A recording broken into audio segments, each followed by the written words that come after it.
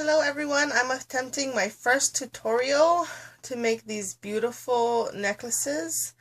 To make these necklaces, you will need this ladder trellis yarn or trellis ladder yarn. I'm using Premier yarns from City Life. They have a lot of sparkle and they come in a lot of different colors. So here's a different color, great for Christmas, lots of red in it. And then here's another one that I've taken the label off, but I really love all the colors in here. And I actually love to combine some of the colors and create my own effects. Here's one that I've combined different colors. It has the last ball that I just showed you combined with these two different colors yarns. And so it's similar but different to these two. Move them on the side, you can see, even though it's similar, you can see the greens and things that are not in this one. So you just play around with the different colors and come up with your own designs. But let me go over what you'll need aside from the yarn that I already showed you. You will need a crochet hook, and I like to use the N because it gives you nice big chains, which gives the necklace a fuller look.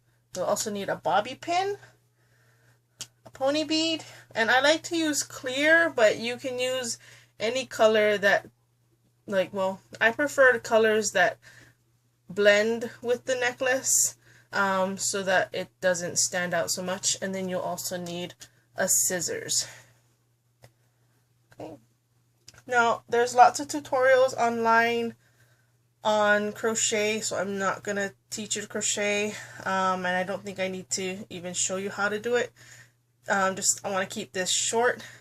Okay, so to make this, you're going to make chains. Now, using the N hook, this took 30 chains. So I started out leaving a tail of about 10 to 12 inches. Then I'll chain about 10 to 12 inches. And like I said, I counted 30 chains when I did this. And then when I end it, I'll leave another tail 10 to 12 inches. Okay, so you want to create 5 of these, which I already have done. Okay, when I have my 5 chains, I lay them out. And I like to make sure that I don't end up with a lot of the same color in the same spot. So I'll play around with it and see what looks best. Does it look better this way? Should I turn it around and face it that way? I don't want all the yellows in the same spot. I don't want all the greens in the same spot. So play around with it. See, how you want to move the chains. Okay, when you have it how you want it, what I do is I collect all the starts of my chains, or ends, basically the knots, and I line them all up. So I have them all lined up, and then I'll do a simple, getting tangled there, simple overhand knot,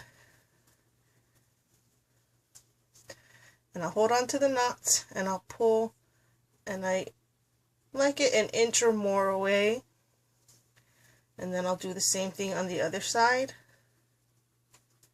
Line up all the ends of my chains.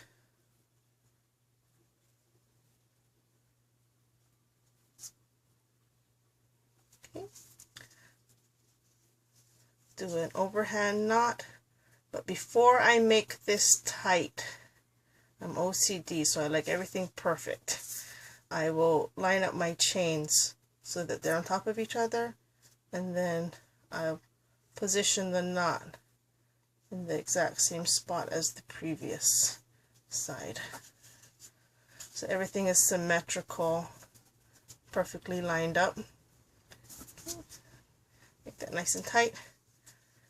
Now, the other tutorial I saw, she was trying to jam the thread into the beads, and that didn't work so good. So my solution is the bobby pin. Simply slide one tail into the bobby pin and use that as a threader. So it's super easy to pull through that way. Once I got my first side in, I'm going to create an overhand knot toward the end, but I'm going to leave it loose. I don't want to tighten it yet because I want both sides to be matching. So I'll go to the other side, put my bobby pin on, find my pony bead. Okay. Can make it easier by pulling the two sides over your finger. That pushes that bead up so you have more space so that the bobby pin's not getting caught on the threads that are already in there. Okay, once I have it in,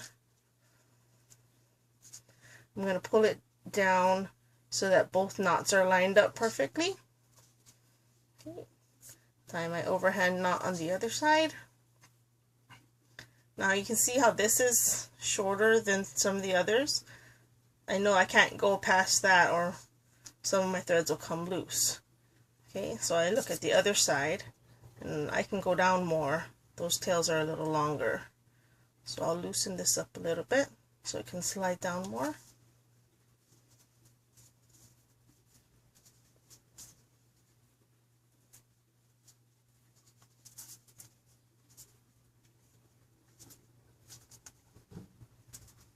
It's pretty even, so I want to tighten it now and then trim my ends so that they're matching. Okay, put that on the side. Okay, and my necklace is done. So it can be worn long by having the bead up at the tip. And you want to keep it symmetrical, so you hold the two ends and shorten it if you want to wear it as a choker. They're beautiful, and they, like I said, are versatile because you can mix and match the colors. They come in so many different colors. So I hope you have fun making these. Bye!